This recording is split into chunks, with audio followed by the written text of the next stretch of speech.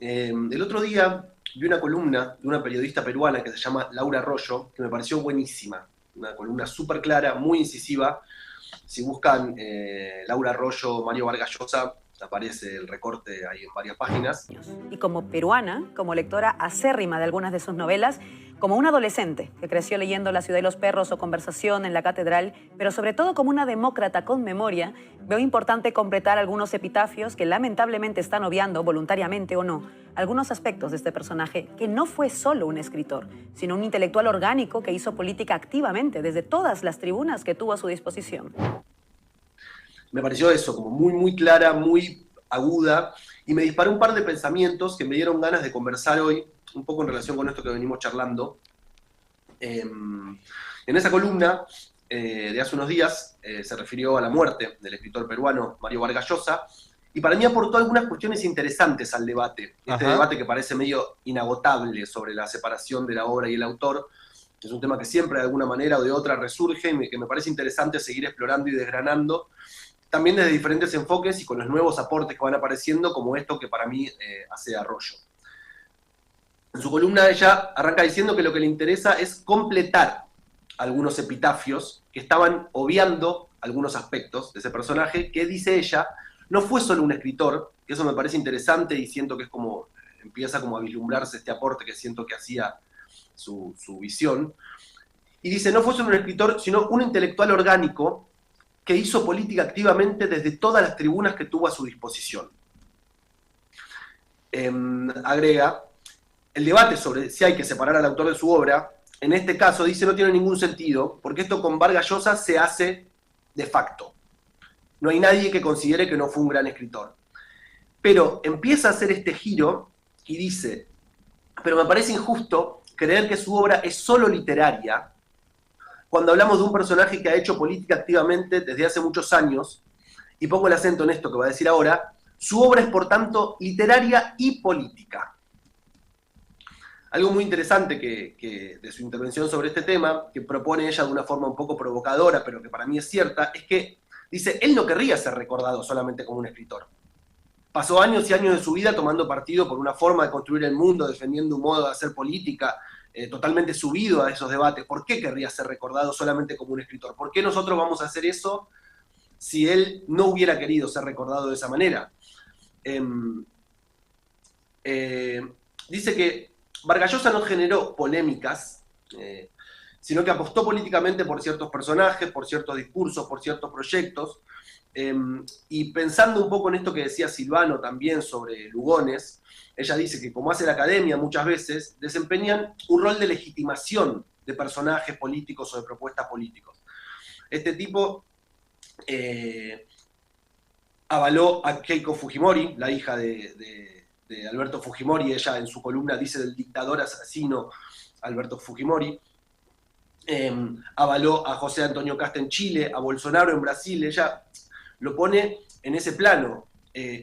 Habla de una construcción de un proyecto político que lo saca del rol solamente del escritor. En un punto también, que me parece interesante, lo que está planteando es que ellos mismos no hicieron esa separación entre obra y autor en su propia vida, ¿no? Entonces, ¿por qué hacerlo nosotros? Y esto me despierta algunas preguntas que tienen que ver con algo que también vengo pensando hace bastante, que es ¿por qué seguimos corriendo el arte de la esfera de la existencia vital? ¿Por qué le hacemos un espacio aparte al arte, separado de otras experiencias de la vida humana? ¿Por qué separamos el discurso y la actividad artística del resto de las actividades de la vida humana? O sea, me resulta raro que siento que el arte tiene como ese espacio en el cual se separa como cierta autonomía, y me pregunto por qué.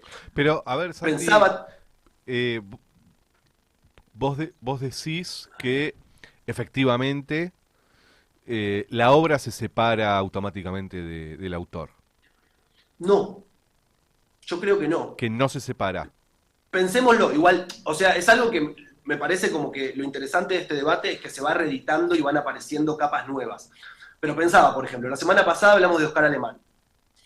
Y Sí. además de que el tipo fue un músico bestial, tremendo. Para mí el hecho de que a sus 12 años estuviera viviendo en el sótano de un cabaret, de que fuera huérfano de madre y padre, de que estuviera invirtiendo las moneditas que ganaba como limpiabotas en comprarse un cavaquinho, con Sí, esa historia que, sí, de que haya logrado todo lo que logró partiendo de esa tragedia familiar tremenda, toda esa sí, historia sí. que se desarrolla en torno a su figura y a su música, para mí le agrega espesor y capas a su obra. Pará, Y además, pará. Pero decime, seguramente le agregue espesor a su obra. Sin embargo, dentro de 100 años, es una pregunta. sí. Cuando se escuche un disco de Oscar Alemán en el estéreo de un auto volador, En un CD, en un autovolador. un CD, exacto, un CD rayado en un auto volador, eh, se va a escuchar el sótano donde vivió Oscar Alemán.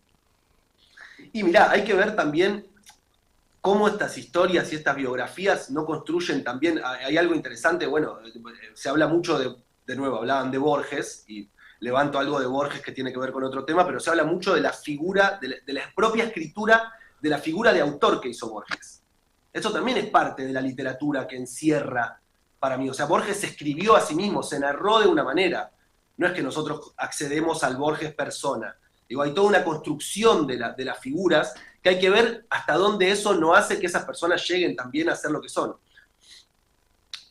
Eh, Perfecto. No te interrumpo más. sí, es para seguir pensando.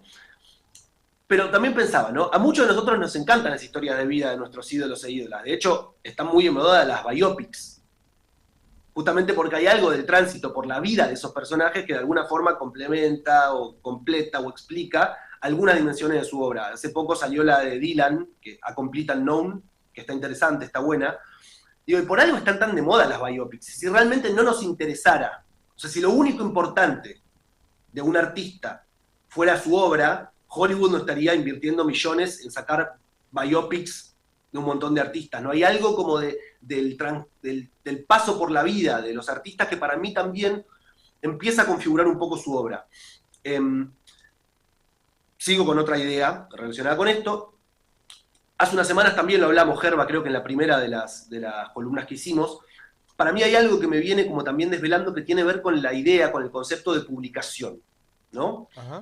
Las publicaciones, las piezas que se hacen públicas, que se publican, que se exhiben, son las que van formando el corpus de la obra de un artista o un artista, ¿no? Hace 30 o 40 años, si hablábamos de publicación, estábamos inequívocamente refiriéndonos a eso, era un libro o un disco, pero hoy si decimos publicación, se transmite otra idea inmediata, se piensa por ahí en un tuit, en un posteo, antes que en un libro, ¿no? Esta confusión para mí clarifica un poco más esta idea de ampliar la concepción de lo que es la obra. El corpus de publicaciones de una figura pública para mí es problematizable hoy, ¿no? En paralelo con los discos que publica un músico, por ejemplo, está publicando una serie de opiniones que quedan en sus redes sociales, salvo que después sean borradas, que pasa mucho también, que forman otro corpus que tiene también que ver con las intervenciones que esa persona en el flujo del discurso social, cómo interviene en el mundo. No tiene ya que ver con una canción que hizo, sino con una recomendación de un lugar donde van a desayunar, hoy por hoy una marca de ropa que usa, una visión sobre la coyuntura política y social. Y eso para mí también queda en esa línea de tiempo de sus publicaciones, tomando la idea de publicación en sentido amplio. Con esto no quiero decir que no se pueda disfrutar una canción de Calamaro, porque hace unos tweets que dan asco, sino que de alguna manera todo eso que publica para mí también forma parte de su obra. Me interesa como algo de que no puedo evitar pensar la obra en un sentido más concreto, como de todo lo hecho, ¿no? Ya sean canciones, intervenciones en la vida política. Me interesa pensar la obra como algo más integral, más vital que solo la producción artística. Algo más ligado a los aportes en general de una persona al mundo, y no solo aportes, también puede ser pensando en las acciones que puedan haber restado a su entorno o a su sociedad. Y esta idea de Laura Arroyo de la obra de Vargas Llosa es literaria y es política, me parece muy acertada, y siento que abre una pestaña interesante en la discusión que se va reeditando a medida que pasa el tiempo, ¿no? Me interesa por ese lado. Bueno, Santi, está bien. Yo creo que hay un tema, nos quedan unos pocos minutos, pero creo que también hay un tema, Santi, acerca de lo que sucedió en los últimos tiempos, en donde hubo una posición muy fuerte acerca de que aquellos artistas eh, con acusados de violencia sexual, de violencia física, etcétera, también había que cancelar su obra. Uf, ahí ya nos metemos en otra cosa más delicada, porque cuando hablamos de violencias sexuales, de maltrato, para mí se inaugura otro debate distinto, ligado a este, pero que me parece mucho más complicado y que podemos pensar en arriesgar y conversar otro día.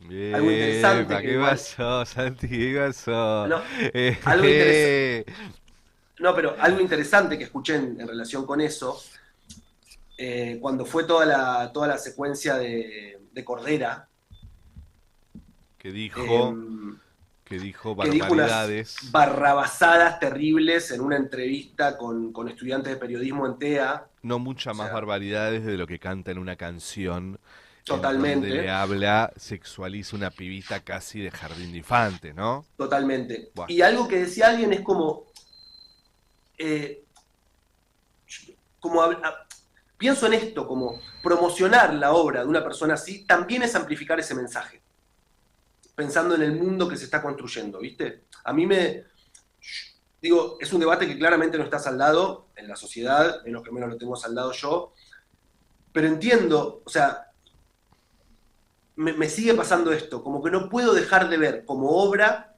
también esas declaraciones de estas personas, ¿viste? Ujú. No, o sea, obra en el sentido de lo hecho, lo dicho, lo concretamente lo que ocurre, ¿no? Lo cual no significa que no haya, digo, posibilidad de disfrutar de muchos artistas que han tenido, no sé, a mí Borges me encanta, por el caso, digo, es un tipo que admiro un montón. No voy a dejar de leer sus cuentos, pero sí me parece interesante pensar, a mí me interesa romper el límite entre la obra literaria y la obra vital. Y me gusta esto de cómo lo dice Laura Arroyo. La obra de Vargas Llosa es literaria y es política.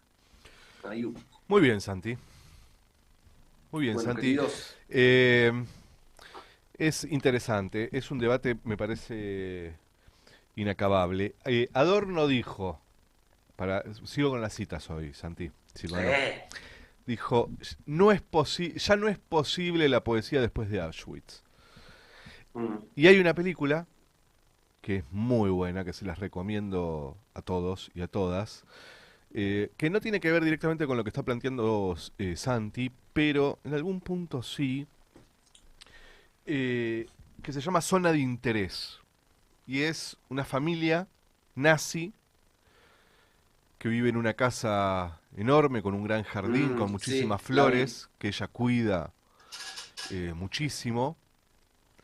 Pero esa casa hermosa, donde transcurre una vida familiar tranquila y normal, está justo al lado de un campo de concentración donde se ve el humo de las cámaras de gas. Esa casa es la casa del comandante de Auschwitz, Exacto, Rudolf Höss. exacto.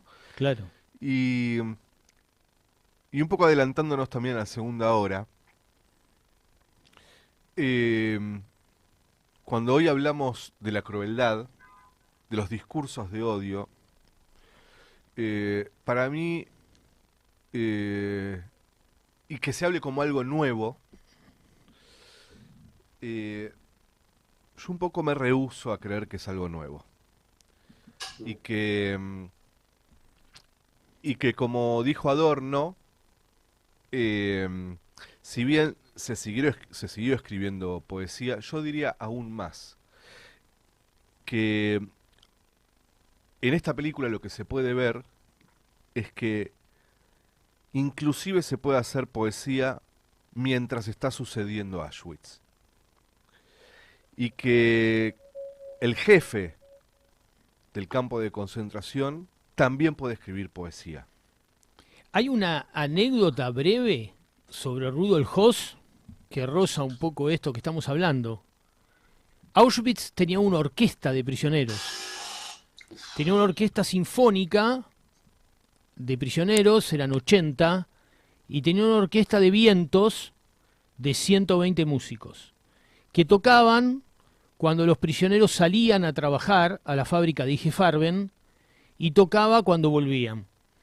Y Hoss, en su declaración final, firmada ante los británicos antes de que lo ejecutaran, contó que la idea se le había ocurrido en la época en que él había estado preso. Él había asesinado a una persona en su juventud y había estado preso casi 7 años, y decía que lo único que lo tranquilizaba cuando iba y volvía de los trabajos forzados era la música, y que entonces él, pensando en eso, le daba a los prisioneros un momento de tranquilidad y paz cuando iban y volvían a trabajar con música de Brahms, Beethoven y Bach. Entonces, ahí la cultura, en este caso la música, ¿no?, y el arte, opera de una manera muy especial en un contexto realmente terrible, ¿no? Y Hoss, que era un hombre no de mucha cultura, digamos, no se caracterizaba por ser precisamente un hombre de mucha cultura, sí se jactaba de ser un admirador de la música clásica, y en este chalet que compartía con la esposa, todos los fines de semana se sentaba a escuchar música clásica a todo volumen, ¿no? Supuestamente para olvidar las penas y las presiones psíquicas a las que estaba sometido cuando mandaba a matar y a quemar a millones de personas. Hay un libro que se llama Satisfaction en la ESMA, música y sonido durante la dictadura del 76 al 83. Salgamos de acá, es demasiado para un lunes.